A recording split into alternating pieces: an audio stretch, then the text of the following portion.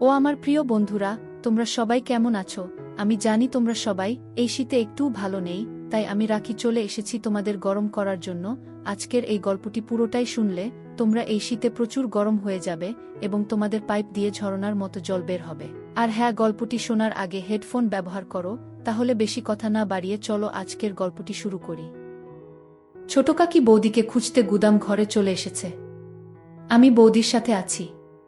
কাঠের ফাঁক দিয়ে দেখতে পেলাম ছোট কাকি এদিক ওদিক বৌদিকে খুঁজে। তারপর বৌদিকে না দেখে বেরিয়ে গেল।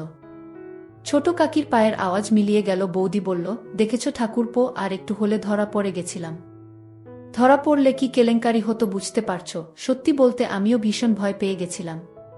কিন্তু বৌদিকে অভয় দিয়ে বললাম, কি যে বলো না বৌদি, যে জায়গায় আমরা দুজন আছি, কাকিমা কেন, কাকিমার বাপ আসলেও আমাদের কখনো খুঁজে পেত না। এখন তুমি তাড়াতাড়ি বাড়ি ফিরে যাও, আমি কিছুক্ষণ পরে আসছি। বৌদি কাপড় আর চুল ঠিক করে গুদাম ঘর থেকে বেরিয়ে গেল। বৌদির চলে যাওয়ার পর গুদাম ঘরটা আরেকটু ভালো করে পর্যবেক্ষণ করলাম। রান্নার কাঠের পাশাপাশি অনেক পুরাতন জিনিস আছে এই গুদাম ঘরে। একটা ভাঙ্গা খাটও দেখতে পেলাম, গুদাম ঘরের এক কোনায় পড়ে আছে। খাটটা মাটিতে নামিয়ে কন্ডিশন দেখার চেষ্টা করলাম। খাটের কন্ডিশন ভালো না, তবে কাজ চালানোর মতো ঠিকঠাক আছে। আমি ঠিক করে ফেললাম এই গুদাম ঘরেই মাকে নিয়ে এসে মনের বাসনা মিটাবো।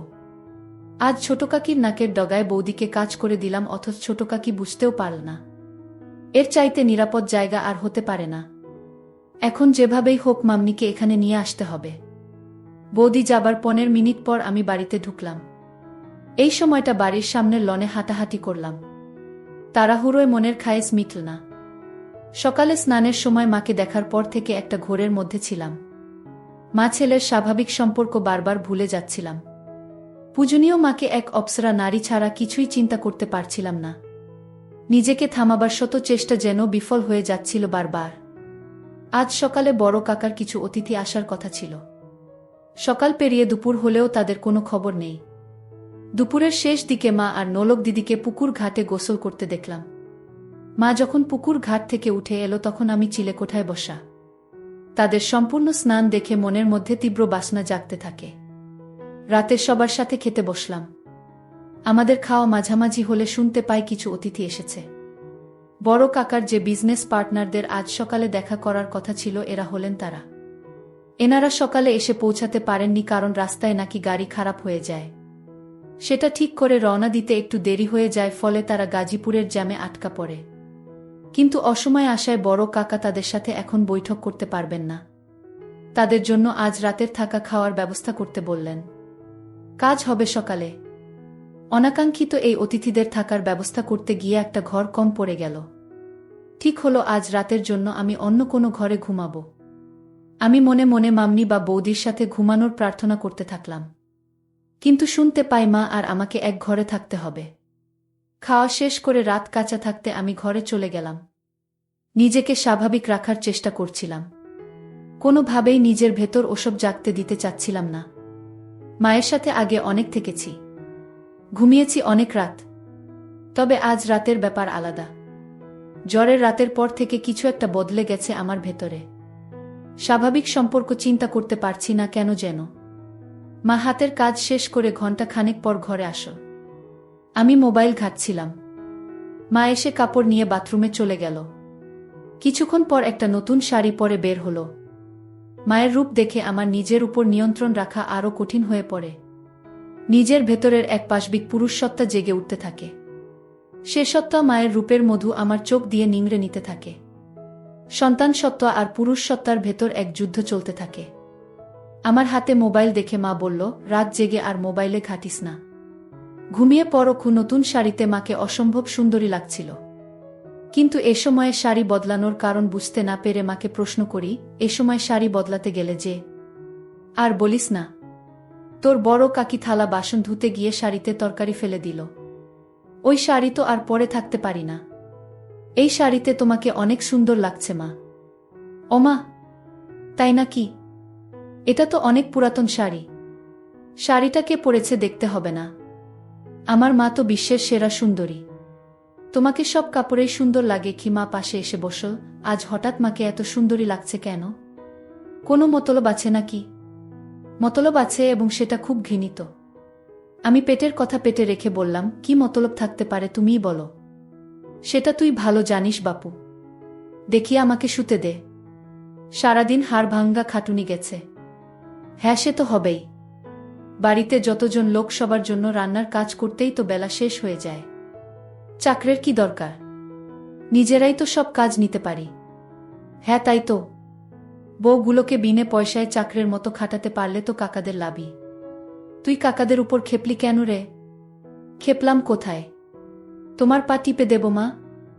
ওমা, আমার ছেলের শুনতি হলো দেখছি। এই তুই সত্যি করে মতলবটা বলতো। আহ মা, তুমি তখন থেকে কি মতলব মতলব শুরু করলে বলো তো?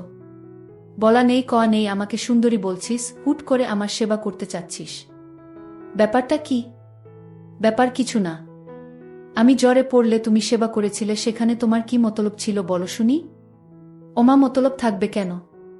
তুই আমার ছেলে, তোর অসুখে সেবা করব না আমি? তুই ছাড়া আমার আর আপন কে আছে? আমিও তো তাই বলছি। তুমি ছাড়া আমার আর আপন কে আছে? তোমাকে যে অসম্ভব ভালোবাসি।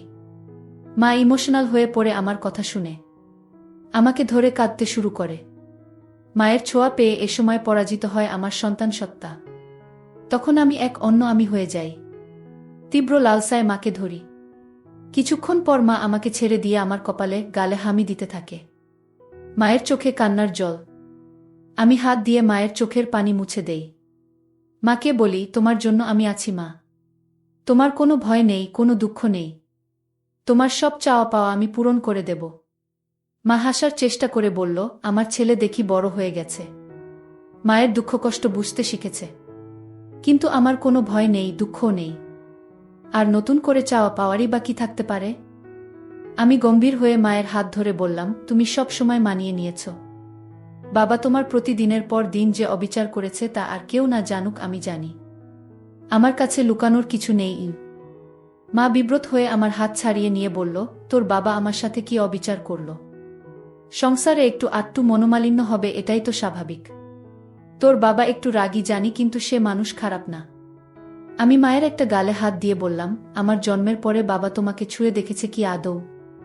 দিনের পর দিন তুমি বাবাকে পাবার জন্য বিছানায় ছটফট করতে। মা লজ্জা পেয়ে যায় আমার লাগামহীন নির্লজ্জ কথা শুনে। গাল থেকে আমার হাত ছটকা মেরে ছাড়িয়ে আমাকে ধমক দিয়ে বলে, কি সব আজেবাজে কথা বলছিস? তোর মুখে কি লাগাম নেই? মায়ের সাথে কিভাবে কথা বলতে হয় ভুলে গেছিস?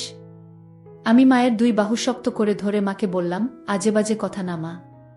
আমি যা বলছি তা এক বিন্দুও মিথ্যা নয়। তুমি আমায় ছুঁয়ে বলো আমি ভুল বলছি। গুয়ে একথা বলে মায়ের একটা হাত আমার মাথায় রাখলাম। মা আমার মাথা থেকে হাত সরিয়ে নিয়ে বলল, তুই এসব কি শুরু করলি? আমি মায়ের হাত আবারও মাথায় নিয়ে এসে বললাম, আমার দিব্যি বলো আমি ভুল বলছি। মা মুখ নিচু করে চোখের জল ফেলতে থাকল। আমি মায়ের আরও কাছে এসে বসলাম। দু হাতে মায়ের গাল ধরে মায়ের মুখ উঁচু করলাম। মায়ের চোখের জল আঙ্গুল দিয়ে মুছে দিয়ে মায়ের কপালে হামি দিলাম। মায়ের কপালে আমার কপাল ঠেকিয়ে বললাম, আমি আর তোমার ছোট হিমেল নেই মা। আমি তোমার দুঃখ দূর করার মতো যথেষ্ট বড় হয়েছি। আমি তোমাকে আর কখনো বাবার অভাব বুঝতে দেব না। কথা দিলাম তোমাকে।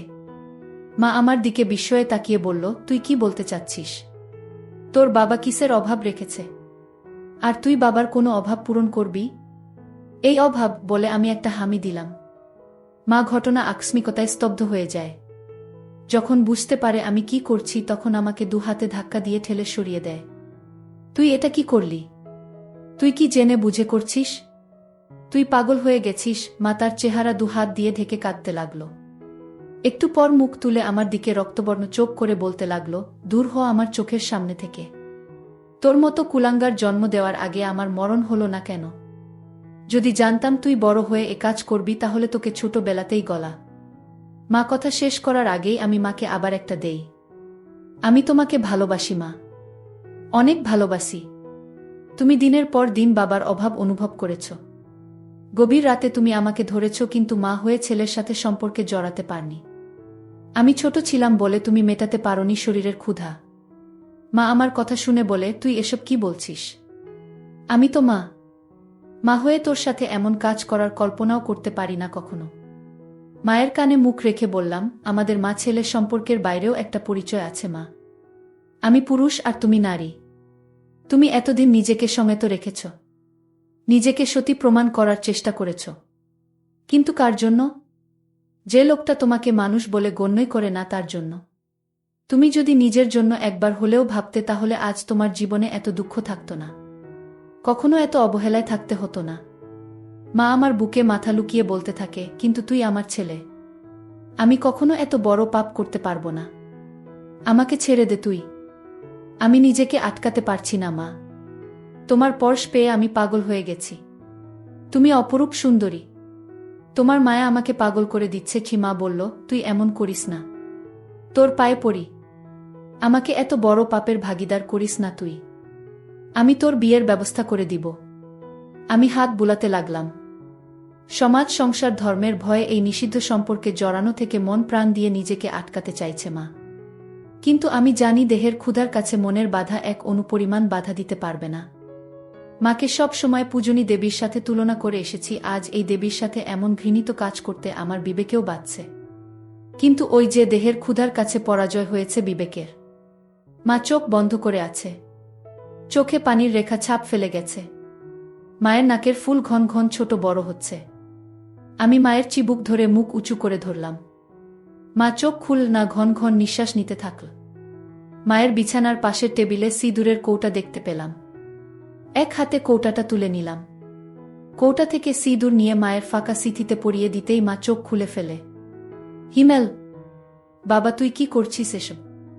সিঁদুর পরিয়ে দিলি আমায়, আর কোনো সংকোচ নয় মা, তোমায় সিঁদুর পরিয়ে নিজের বউ করে নিলাম। সিঁদুর পরালেই কেউ বউ হয় না, সমাজের সামনে অগ্নিকে সাক্ষী করে 7 পাক ঘুরতে হয়, আজীবন সাথে থাকার প্রতিজ্ঞা করতে হয়। তুই আমাকে নিয়ে যা করতে চাচ্ছিস সেটা পাপ, তোকে বাধা দেবার ক্ষমতা আমার নেই। এ পাপ তুই করিস না বাপ আমার, আমাকে আর অসতী করিস না। আমি শাড়ির আঁচল তুলে মায়ের মাথায় ঘোমটা দিয়ে দিলাম। মার চোখ অশ্রুতে টলটল করছে। আমি মাকে বললাম, তুমি আদর্শ মা, আদর্শ বউ, কিন্তু বাবা তোমার আদর্শ স্বামী হতে পারেনি। যে সমাজ এতদিন তোমাকে উপেক্ষিত করে দেখেছে, আমি মানি সে সমাজের নিয়ম। ঘরে জ্বলতে থাকা মাটির প্রদীপটা মেঝেতে রাখলাম। মাকে বিছানা থেকে নামিয়ে হাত ধরে প্রদীপের চারপাশে 7 পাক ঘুরলাম। তারপর আমার গলা থেকে সোনার চেনটা খুলে মায়ের গলায় পরিয়ে দিলাম। প্রদীপ হাতে তুলে নিয়ে তার শিখার উপর হাত রেখে বললাম, এই অগ্নির শপথ নিয়ে বলছি, আমি আদর্শ ছেলের মতো তোমাকে সব দুঃখ কষ্ট থেকে দূরে সরিয়ে রাখব, তোমার উপর কোনো অবিচার হতে দেব না। আমি আজ থেকে তোমাকে আমার সহধর্মিনীর মর্যাদা দিলাম। এরপর মাকে বললাম, অগ্নিকে সাক্ষী করে 7 পাক ঘুরেছি, মঙ্গলসূত্র পরিয়ে দিয়েছি, এবার আর কোনো দ্বিধা নয় মা, শাস্ত্রমতে তুমি আজ থেকে আমার বিয়ে করাবো। মায়ের চোখ বেয়ে জল গড়ে পড়তে থাকল। নিজের বিবেকের সাথে মা এখনো সন্ধি করতে পারছে না, আবার ভালোবাসার কাঙ্গালিনী মায়ের প্রতি আমার ভালোবাসাকে ফেলেও দিতে পারছে না। তারপর আমাদের মাঝে শুরু হলো আদিম যুদ্ধ। চেয়ে দেখি মায়ের চেহারায় পরিতৃপ্তির ছাপ। আমি মাকে জিজ্ঞাসা করলাম, কেমন লাগলো মা? মা আমার দিকে ক্ষণিক তাকিয়ে মুখ ঘুরিয়ে নেই। মা মুখ ঘুরিয়ে ফুপিয়ে কেঁদে ওঠে। তারপর, আমি কি করলাম? হায় ভগবান, আমার সর্বনাশ হয়ে গেল।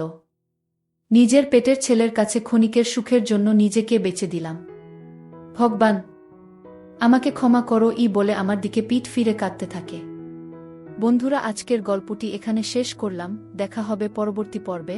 আর তোমরা যারা আমার ইমো নাম্বার চাও, তারা আমার চ্যানেলটি সাবস্ক্রাইব করে রাখো। আগামীকাল আমি আমার ইমো নাম্বারটি সবাইকে দিব এবং তোমরা সবাই আমার সাথে ভিডিও কলে কথা বলতে পারবে।